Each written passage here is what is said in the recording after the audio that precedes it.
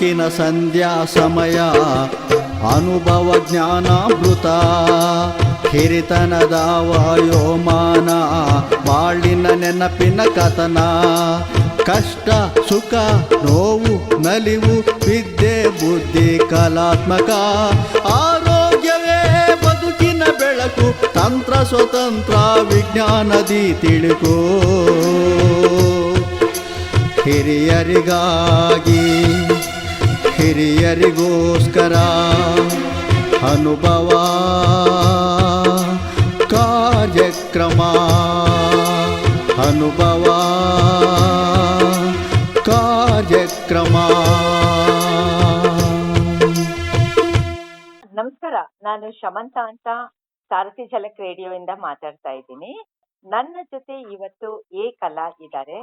ಇವರು JK paper conversion product ಇದನ್ನ ಒಂದು ಯೂನಿಟ್ ನ ಬೆಂಗಳೂರಿನಲ್ಲಿ ಶುರು ಮಾಡಿದ್ದಾರೆ. ನಮಸ್ಕಾರ ಕಲಾ ಅವರೇ. ನಮಸ್ಕಾರ. ನಿಮ್ಮ ಒಂದು ರೆಫರೆನ್ಸ್ ಡೀಟೇಲ್ಸ್ ನಿಮ್ ಬಗ್ಗೆ ತುಂಬಾ ಒಳ್ಳೆ ಕೆಲಸ ಮಾಡ್ತಾ ಇದ್ದಾರೆ ಅಂತ ರಾಜೇಶ್ವರಿ, ನಿಮ್ಮ ಅವೇಕ್ ಪ್ರೆಸಿಡೆಂಟ್, ಅವ್ರು ನಮ್ಗೆ ಕೊಟ್ಟಿದ್ದು. ಮತ್ತೆ ಈ ಕಾರ್ಯಕ್ರಮನ ನಾವು ಮಾಡ್ತಾ ಇರೋದು ವಿಜ್ಞಾನ ಪ್ರಸಾರ್ ಡೆಲ್ಲಿನಲ್ಲಿದೆ. ಮತ್ತೆ ಇದು ಒಂದು ಅನುಭವ ಅಂತ ಒಂದು ಸೀನಿಯರ್ ಸಿಟಿಸನ್ಸ್ಗೆ ಅಂತ ಮಾಡ್ತಾ ಇರೋ ಪ್ರೋಗ್ರಾಮ್ ಇದು. ಹೀಗಾಗಿ ನಿಮ್ಮ ಒಂದು ಪ್ರಾಡಕ್ಟ್ ಬಗ್ಗೆ, ನಿಮ್ಮ ಒಂದು ಎಂಥೂಸಿಯಾಸಮ್ ಬಗ್ಗೆ, ನೀವು ಹೇಗೆ ಇದನ್ನೆಲ್ಲ ಮ್ಯಾನೇಜ್ ಮಾಡ್ತಾ ಇದ್ದೀರಾ ಅಂತ ಕೇಳೋದಕ್ಕೆ ಅಂತ ಮಾಡಿರೋದು. ಮತ್ತೆ ಈ ಕಾರ್ಯಕ್ರಮ ವಿಜ್ಞಾನ ಪ್ರಸಾರ್, ನಿಮ್ಗೆ ಗೊತ್ತಾಗತ್ತದು ವಿಜ್ಞಾನನ, ಸಿಂಪಲ್ ಸೈನ್ಸ್ ನ ಯಾವ ರೀತಿ ಪ್ರಮೋಟ್ ಮಾಡಬಹುದು, ಒಂದು ಸೈಂಟಿಫಿಕ್ ಅಪ್ರೋಚ್ ನ ಜನರಲ್ಲಿ ಹೇಗೆ ತುಂಬಬಹುದು ಮತ್ತೆ ಇನ್ಕಲ್ಕೇಟ್ ಮಾಡಬಹುದು ಅಂತ ಒಂದು ಸೀನಿಯರ್ ಸಿಟಿಸನ್ಸ್ ನ ಇನ್ವಾಲ್ವ್ ಮಾಡ್ಕೊಂಡು ಅವರ ಕೆಲವು ಎಕ್ಸ್ಪೀರಿಯನ್ಸಸ್ ಮತ್ತೆ ಅವರ ಕೆಲವು ಇನ್ಪುಟ್ಸ್ ಈ ಒಂದು ಕಾರ್ಯಕ್ರಮದ ಹೈಲೈಟ್ಸ್ ಅಂತ ಹೇಳ್ಬೋದು. ಹಂಗಾಗಿ ಕಲಾ ಅವರೇ, ನಿಮ್ಮ ಒಂದು ಪ್ರಾಡಕ್ಟ್ ಬಗ್ಗೆ ನೀವು ಅವಾಗ ಹೇಳ್ತಾ ಇದ್ವಿ ಪೇಪರ್ ಕನ್ವರ್ಷನ್ ಅಂತ. ಏನ್ ಹಾಗಂದ್ರೆ? ಮಿಲ್ಲಿಂದ ಟಿಶ್ಯೂ ಪೇಪರ್ಸ್ ತಕೊಂಡು ಅದನ್ನ ನಾವು ಕನ್ವರ್ಟ್ ಮಾಡ್ತೀವಿ. ಟಾಯ್ಲೆಟ್ ರೋಲ್ ಆಗಿ, ಕಿಚನ್ ಟವಲ್ ಆಗಿ, ಮತ್ತೆ ಬೆಡ್ ರೋಲ್ ಆಗಿ. ಹಾಸ್ಪಿಟಲ್ ಅಲ್ಲಿ ಬೆಡ್ ರೋಲ್ ಸಪ್ಲೈ ಮಾಡ್ತೀವಿ. ಪೇಷಂಟ್ ಚೆಕ್ ಮಾಡಕ್ಕೆ ಪೇಪರ್ ಹಾಕ್ಬಿಟ್ಟು ಅದನ್ನ ಮೇಲೆ ಇವಾಗೆಲ್ಲ ಕೋವಿಡ್ ಇಂದ ಮಲಗಿಸ್ತಾರೆ, ಅದಕ್ಕೋಸ್ಕರ ಬೆಡ್ ರೋಲ್ಸ್ ಇಂಥದ್ದೆಲ್ಲ ನಾವು ಕನ್ವರ್ಟ್ ಮಾಡ್ತೀವಿ. ನ್ಯಾಪ್ಕಿನ್ಸ್, ಈ ತರ ಪೇಪರ್ ಮಿಲ್ಲಿಂದ ಪೇಪರ್ ತಗೊಂಡು ಕನ್ವರ್ಟ್ ಮಾಡ್ತೀವಿ ನಾವು. ಯಾವ ತರ ಪೇಪರ್ ತಗೋತೀರಾ ನೀವು ಹಾಗಿದ್ರೆ? ಟಿಶ್ಯೂ ಪೇಪರ್ ತಗೊಳ್ತೀವಿ. ಓಕೆ ಓಕೆ, ಟಿಶ್ಯೂ ಪೇಪರ್ ತಗೊಂಡು ಮೆಡಿಕಲ್ ಪೇಪರ್ ತರ ಕನ್ವರ್ಟ್ ಮಾಡ್ತೀರಾ? ಎಸ್, ಈ ಮೋಸ್ಟ್ ಆಫ್ ದ ಹಾಸ್ಪಿಟಲ್ಸ್ಗೆ ನಾವು ಸಪ್ಲೈ ಮಾಡ್ತೀವಿ. ಅಂಡ್ ಮಾಲ್ಗೆ ಕೊಡ್ತೀವಿ ಮೇಯ್ನ್ ಆಗಿ. ನಾವು ರಿಟೇಲ್ ಕೊಡಲ್ಲ. ಮತ್ತೆ ಸಾಫ್ಟ್ವೇರ್ ಕಂಪನೀಸ್ಗೆ ಕೊಡ್ತೀವಿ, ಹೌಸ್ ಕೀಪಿಂಗ್ಗೆ ಕೊಡ್ತೀವಿ. ಓಕೆ, ಇದು ತುಂಬಾ ಇಂಟ್ರೆಸ್ಟಿಂಗ್ ಅಂತ ಅನ್ಸ್ತಾ ಇದೆ. ಇದನ್ನ ನೀವು ಹೆಂಗ್ ಶುರು ಮಾಡಿದ್ರಿ? ಯಾವಾಗ ಶುರು ಮಾಡಿದ್ದು? ಫ್ಯಾಮಿಲಿ ಬಿಸ್ನೆಸ್ ಅಥವಾ ನೀವೇ ಶುರು ಮಾಡಿದ್ದ? ಇಲ್ಲ, ಫ್ಯಾಮಿಲಿ ಬಿಸ್ನೆಸ್ ಅಲ್ಲ ಇದು. ನಾನೇ ಫಸ್ಟ್ ಈ ಪ್ರಾಡಕ್ಟೇ ಹೊಸದು. ನಾನು ಫಸ್ಟ್ ಒಂದು ಕನ್ಸಲ್ಟೆಂಟ್ ಹತ್ರ ಹೋಗಿ ಕೇಳುವಾಗ ಅವರು ಬೀಯಿಂಗ್ ಎ ಲೇಡಿ ನೀವು ಕ್ಯಾಂಡಲ್ ಮಾಡಿ ಪಿಕಲ್ ಮಾಡಿ ಅಂತ ಹೇಳಿದ್ರು ನನಗೆ. 1986 ಅಲ್ಲಿ ನನಗೆ ಅದು ಏನೋ ಇಂಟ್ರೆಸ್ಟ್ ಆಗಿಲ್ಲ. ಹೊಸ ಪ್ರಾಡಕ್ಟ್ ಏನೇನು ಇದ್ರೆ ಹೇಳಿ ಅಂದಿದ್ದಕ್ಕೆ ಅವರು ಈ ತರ ನ್ಯಾಪ್ಕಿನ್ಸ್, ಪೇಪರ್ ನ್ಯಾಪ್ಕಿನ್ಸ್ ಎಲ್ಲ ಡೆಲ್ಲಿಯಿಂದಾನೇ ಇಲ್ಲಿ ಕರ್ನಾಟಕಕ್ಕೆ ಬರ್ತದೆ, ಯಾರು ಮಾಡಿಲ್ಲ, ಅದನ್ನ ಶುರು ಮಾಡಿ ಅಂತ ಹೇಳಿದ್ರು ನನಗೆ. ನನಗೇನೋ ಇದು ಕೇಳಿದ ತಕ್ಷಣ ಇದು ಒಂದು ಕನ್ಸ್ಯೂಮಬಲ್ ಐಟಮ್ ಅಂತ ಅನಿಸ್ತು. ಯಾಕಂದ್ರೆ ಇದರಲ್ಲಿ ಕಾಂಪಿಟೇಟರ್ಸ್ ಬಂದ್ರೆ ಕೂಡ ನಾವು ಸರ್ವೈವ್ ಮಾಡ್ಬೋದು. ಇವಾಗ ಟಿವಿ, ಫ್ರಿಡ್ಜ್ ಅಂದ್ರೆ 10 ವರ್ಷಕ್ಕೊಂದ್ಸರಿ ತಗೊಳ್ತಾರೆ, ಬಟ್ ಇದು ಕನ್ಸ್ಯೂಮಬಲ್ ಐಟಮ್. ಸೊ ಇದು ಈ ತರ ಮಾಡಿದ್ರೆ ನಮಗೆ ಇದಾಗ್ತದೆ ಅಂತ ನಾನೇ ಫಸ್ಟ್ ಕರ್ನಾಟಕದಲ್ಲಿ ಮಾಡಿದ್ದು. Till now I am the only lady in this business. Okay, ಇವಾಗ ನಾವೆಲ್ಲರೂ A4 ಸೈಜ್ ಜೆಕೆ ಪೇಪರ್ಸ್ ಅಂತ ತಗೋತೀವಲ್ಲ, ಅದು ನಿಮ್ ಕಡೆಯಿಂದಾನೇ ಪ್ರಾಡಕ್ಟ್? ಇಲ್ಲ, ಅದಲ್ಲ, ಇದು ನಮ್ದು tissue paper. Tissue paper, okay okay. ಹಾ ಹಾ, ಸರಿ. ಇದನ್ನ ನೀವು ಶುರು ಮಾಡಿದಾಗ ಹೇಗಿತ್ತು, ಇವಾಗ ಹೇಗಿತ್ತು? ಅದೇ ನೀವು ಹೇಳಿದ್ರಿ 80s ಅಲ್ಲಿ ಇದ್ದಾಗ ನನ್ಗೆ ಡಿಮೋಟಿವೇಟ್ ಆದೆ ಪಿಕಲ್ಸ್ ಅಂಡ್ ಅದರ್ ಥಿಂಗ್ಸ್ ಅಂದಾಗ ಅಂತ. ಹೆಂಗ್ ಶುರು ಮಾಡಿದ್ರಿ? ಯಾವ ರೀತಿ ಹೆಂಗ್ ಶುರು ಮಾಡಿದ್ವಿ ಅಂದ್ರೆ, ಫಸ್ಟ್ ಈ ಮ್ಯಾನುಫ್ಯಾಕ್ಚರ್ ಮಾಡೋ ಮೆಷಿನ್ ಇರ್ಲಿಲ್ಲ ಇಲ್ಲಿ.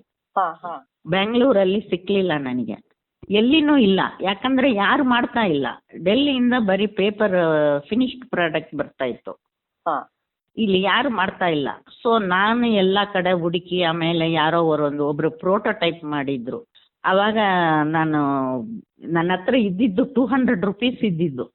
ಓ ಅದು ಒಡವೆ ಎಲ್ಲ ಮಾರಿ ನಾನು ಆ ಮಿಷಿನ್ 75 ಹೇಳಿದ್ರು, 75,000 ಅವಾಗ. ಅದರಲ್ಲಿ 13,000 ಕಟ್ಬಿಟ್ಟು ಲೋನ್ ತಗೊಂಡು ಆ ಮಿಷಿನ್ ತಗೊಂಡು ಹಾಲಲ್ಲಿ, ನಮ್ಮ ಮನೆ ಹಾಲಲ್ಲಿನೇ, ನನಗೆ ಶೆಡ್ ಗಿಡ್ಡಿಗೆ ಕೊಡೋಕ್ಕೆ ದುಡ್ಡು ಇರಲಿಲ್ಲ, ನಮ್ಮ ಮನೆ ಹಾಲಲ್ಲಿನೇ ಆ ಮಿಷಿನ್ ಮಾಡಿ ಪ್ರೋಟೋಟೈಪ್ ಮಾಡಿದ್ರು. ತಿರುಗಿ ಅದನ್ನೇ ಅವರು ಸ್ವಲ್ಪ ಗೇರ್ ಸಿಸ್ಟಮ್ ಮಾಡಿ ಕೊಟ್ಟರು. ಅದನ್ನೇ ಕಲ್ತುಕೊಂಡು ಸ್ವಲ್ಪ ಸ್ವಲ್ಪ ನಾನೇ ಮನೆಯಲ್ಲೇ ಮಾಡ್ತಾ ಇದ್ದೆ ಫಸ್ಟು. ಆವಾಗ ಬಾರಲ್ಲಿ ಮಾತ್ರ ಹೋಗ್ತಾ ಇದ್ದಿದ್ದು, ಇಷ್ಟು ಅವೇರ್ನೆಸ್ ಇರಲಿಲ್ಲ ನ್ಯಾಪ್ಕಿನ್ಸ್ಗೆಲ್ಲ, ಯಾರು ಜಾಸ್ತಿ ಯೂಸ್ ಮಾಡ್ತಾ ಇಲ್ಲ, ಬಾರಲ್ಲಿ ಮಾತ್ರ ಯೂಸ್ ಮಾಡ್ತಾ ಇದ್ದಿದ್ದು. ಆವಾಗ ನಮಗೆ ಆ್ಯನ್ಯುವಲ್ ಟರ್ನ್ ಓವರೇ 5,000 ಇದ್ದಿದ್ದು. ಓಕೆ.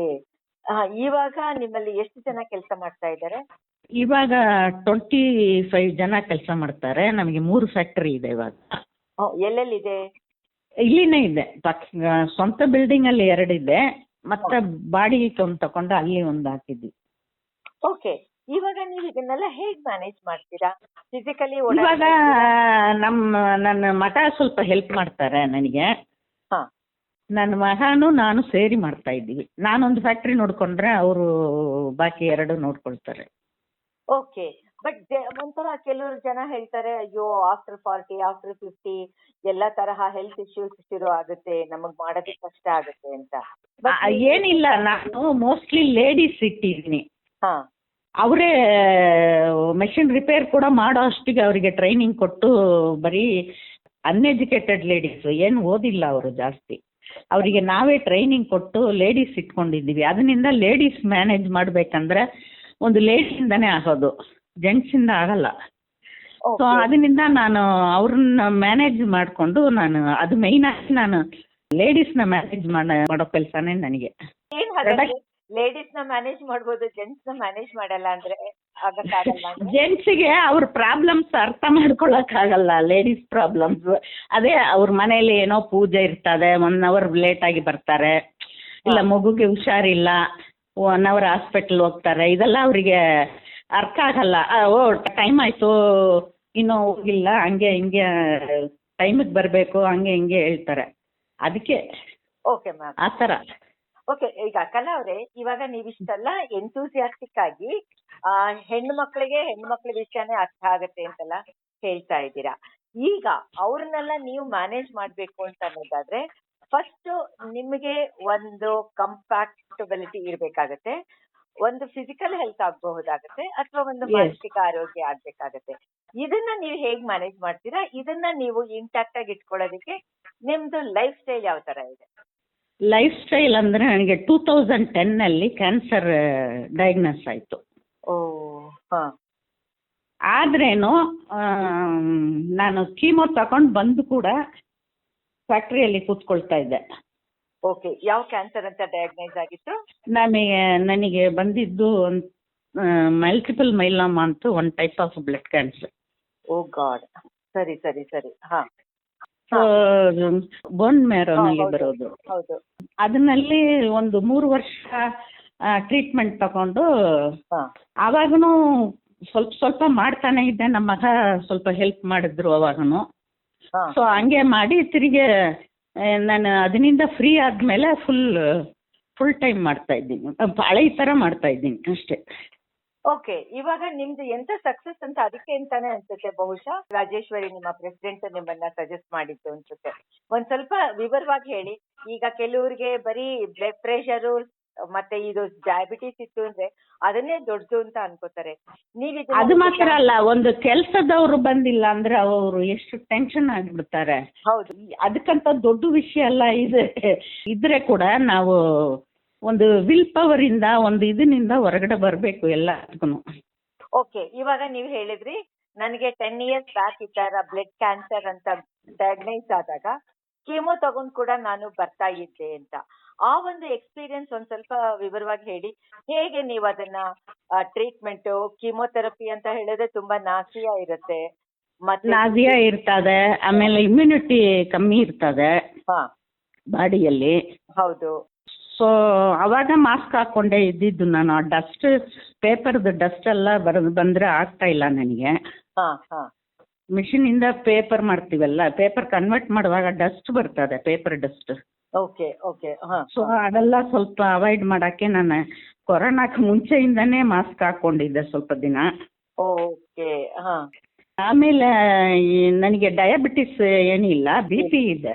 ಸರಿ ಸರಿ ಅದು ಏನು ಕಂಟ್ರೋಲಲ್ಲಿ ಇಟ್ಕೊಂಡು, ಮೇಯ್ನಾಗಿ ಫುಡ್ಡು ಕಂಟ್ರೋಲ್ ಇರಬೇಕು.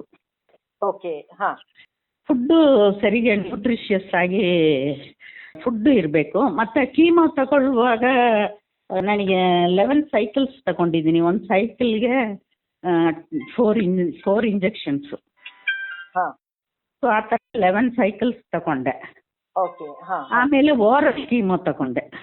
ಹಾ ಓರಲ್ ಪಿಲ್ಸ್ ಟೈಪ್ ಬರ್ತದೆ, ಟ್ಯಾಬ್ಲೆಟ್ ಟೈಪು, ಆ ಥರ ತಗೊಂಡೆ 3 ಇಯರ್ಸ್ ಇದ್ದಂಗೆ. ಓಕೆ ಹಾ ಅದನ್ನು ಸೈಡ್ ಎಫೆಕ್ಟ್ ಇರ್ತದೆ, ಬಟ್ ಇರ್ತದೆ, ಏನು ಮಾಡೋಕ್ಕಾಗಲ್ಲಲ್ಲ. ಸರಿ, ಇವಾಗ ನೀವು ಅದನ್ನ ಒಂದು ರೋಲ್ ಮಾಡೆಲ್ ತರ ನೀವು ಇದನ್ನ ಫೈಟ್ ಮಾಡಿದ್ದೀರಾ, ಸಕ್ಸಸ್ ಆಗಿದ್ದೀರಾ, ನಿಮ್ಮ ಹೆಲ್ತ್ ನ ತುಂಬಾ ಚೆನ್ನಾಗಿ ನೋಡ್ಕೊಂಡು ಬರ್ತಾ ಇದ್ದೀರಾ. ಈ ಒಂದ್ 10 ವರ್ಷ ಆದ್ಮೇಲೆ 3 ಯೂನಿಟ್ಸ್ ಕೂಡ ನೀವು ನೋಡ್ಕೊತಾ ಇದ್ದೀರಾ. ಈ ಹೌದು. ದೃಷ್ಟಿನಲ್ಲಿ ಇವತ್ತಿನ ದಿನ ಜೆಂಡರ್ ಏನು ಬರೋದಿಲ್ಲ, ಎಲ್ಲಾ ತರಹನು ಪುರುಷರು ಮಹಿಳೆಯರು ಈಕ್ವಲ್ ಆಗಿ ರೆಸ್ಪಾನ್ಸಿಬಿಲಿಟೀಸ್ ತಗೋತಾ ಇದ್ದಾರೆ, ಬಿಸ್ನೆಸ್ ಅಂಡ್ ಇಂಡಸ್ಟ್ರೀಸ್ ನ ಶುರು ಮಾಡ್ತಾ ಇದ್ದಾರೆ. ಈ ದೃಷ್ಟಿನಲ್ಲಿ ಈ ಒಂದು ಸಕ್ಸಸ್ಗೆ, ಒಂದು ಬಿಸ್ನೆಸ್ ಸಕ್ಸಸ್ಗೆ ಹೆಲ್ತ್ ಯಾವ ತರಹ ಒಂದು ಇಂಪಾರ್ಟೆಂಟ್ ರೋಲ್ ತಗೊಳತ್ತೆ ಅಂತ? ಹೆಲ್ತ್ ಈಸ್ ವೆಲ್ತ್ ಅಂತ ಹೇಳ್ತಾರೆ. ಹೆಲ್ತ್ ಬೇಕೇ ಬೇಕು, ಹೆಲ್ತ್ ಇಲ್ಲ ಅಂದ್ರೆ ಏನು ಮಾಡೋಕ್ಕಾಗಲ್ಲ. ಬಟ್ ಈ ಥರ ಆದರೆ ನಾವು ಮ್ಯಾನೇಜ್ ಮಾಡಬೇಕು. ಅದೇನು ನಾವು ಯಾರೇನ ಹೆಲ್ಪ್ ತಗೊಂಡ್ರೇನು ಪರವಾಗಿಲ್ಲ, ಬಟ್ ನಾವು ಒಂದು ಇದು ಇಟ್ಕೊಂಡು ಇರಬೇಕು, ಅವರು ಎಲ್ಲ ಸರಿ ನಡೀತದ ಅಂತೂ ಒಂದು ಯಾವಾಗೂ ನಮ್ಮ ಟಚ್ ಇರಬೇಕು ಅಲ್ಲಿ.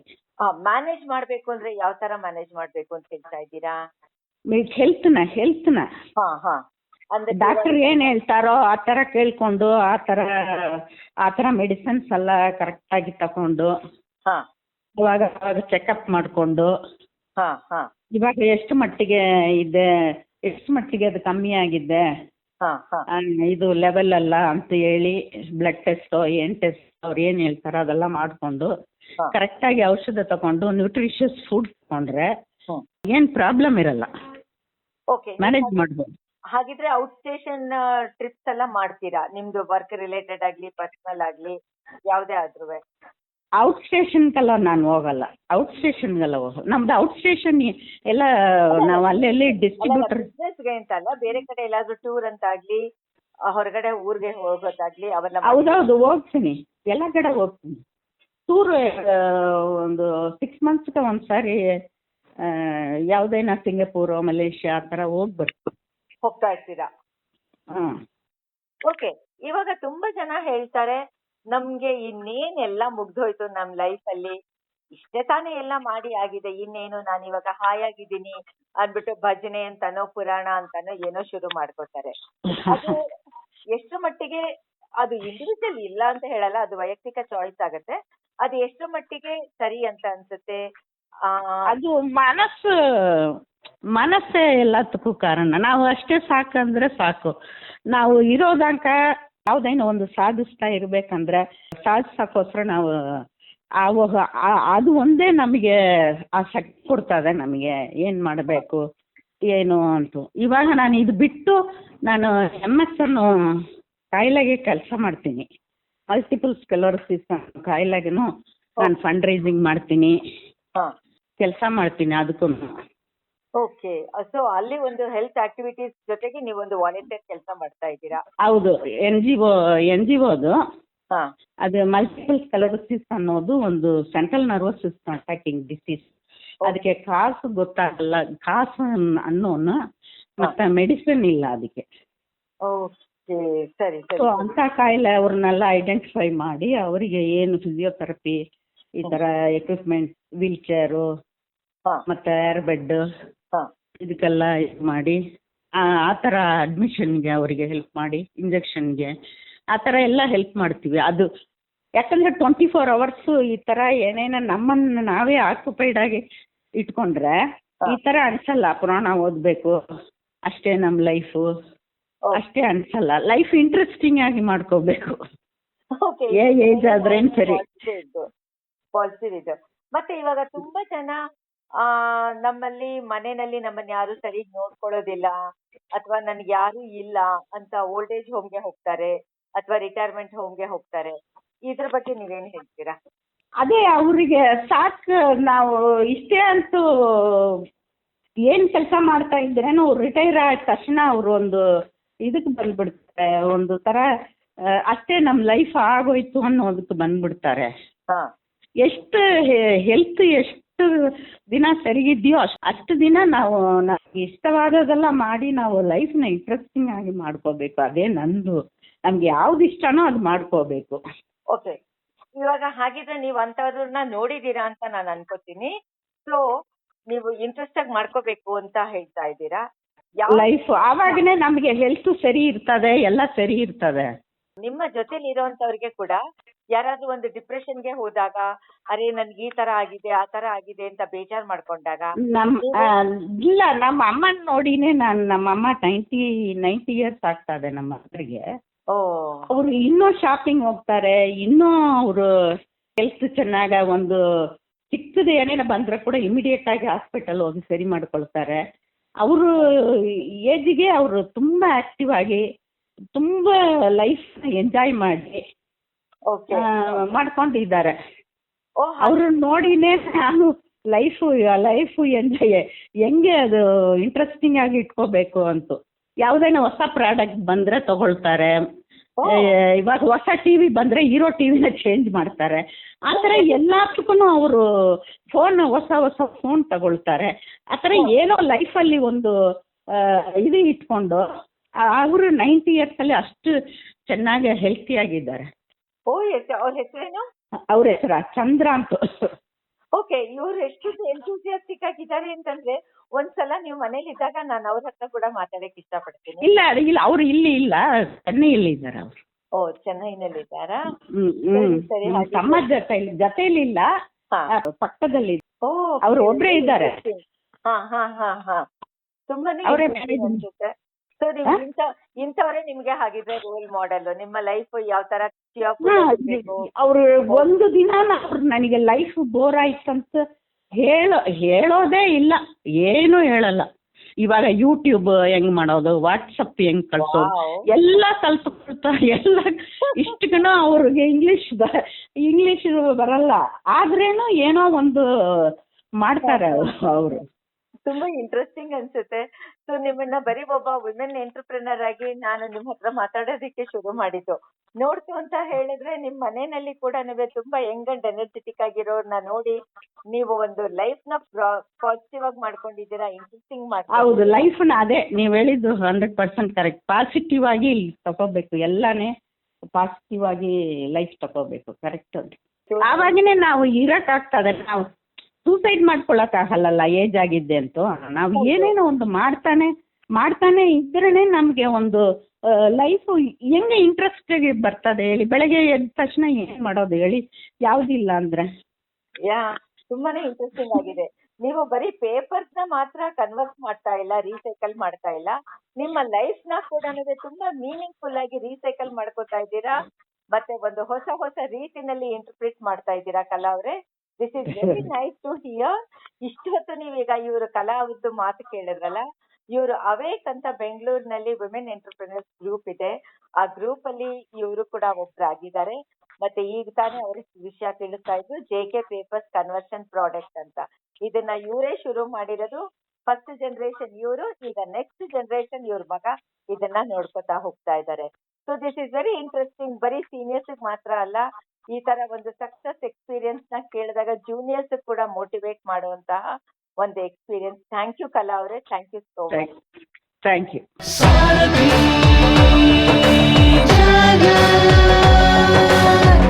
ನೀವು ಕೇಳ್ತಾ ಇದ್ದೀರಾ ಸಾರಥಿ ಝಲಕ್ 90.4 FM. ಕೇಳ್ರಪ್ಪೋ ಕೇಳ್ರಿ.